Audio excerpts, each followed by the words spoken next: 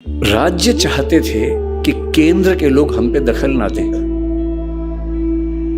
पटेल देख पा रहे थे कि अगर केंद्र का कंट्रोल नहीं हुआ तो ये राज्य भारत में रहेंगे ही नहीं, और उन्होंने दुनिया का सबसे अनूठा कॉन्सेप्ट दिया, ऑल इंडिया सर्विस, जो दुनिया के किसी और देश में नहीं, केवल भारत में है।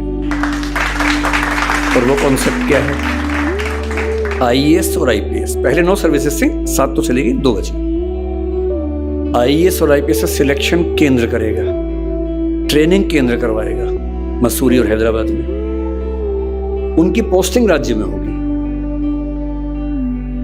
हर राज्य में 2/3 आईएएस और आईपीएस अन्य राज्यों के होंगे, उस राज्य के नहीं होंगे।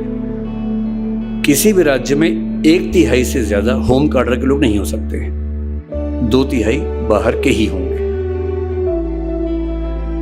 और किसी भी राज्य के प्रशासन के सारे ऊंचे पद, डिस्ट्रिक्ट कलेक्टर या जिसको आप डीसी कहते होंगे, या जो भी नाम या कलेक्टर चलता होगा, जो भी चलता होगा, कहीं डीएम बोलते हैं, कहीं कलेक्टर बोलते हैं, कहीं डीसी बोलते हैं, बात है कि जिले का हेड जो होता है, जिले का हेड, जिले का पुलिस का हेड एसपी, और उनसे ऊपर के प्रशासन और पुलिस के सारे पद केवल आईएएस और आईपीएस के पास होते हैं, लगभग 90% से ऊपर।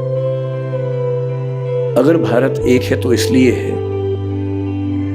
कि चाहे नागालैंड हो, मैं किसी राज्य के बारे में गलत नहीं बोलना चाह रहा हूं, सारे राज्य भारत के उतने ही हिस्से हैं जितने हम लोग हैं, पर जहां जहां आंदोलन हुए, मैं इसलिए कह रहा हूं, चाहे जम्मू कश्मीर हो, चाहे नागालैंड हो, चाहे कोई भी राज्य हो, उस राज्य के प्रशासन के और पुलिस के सबसे ऊंचे पदों पर बैठे हुए हर 3 में से 2 अन्य राज्यों के लोग हैं।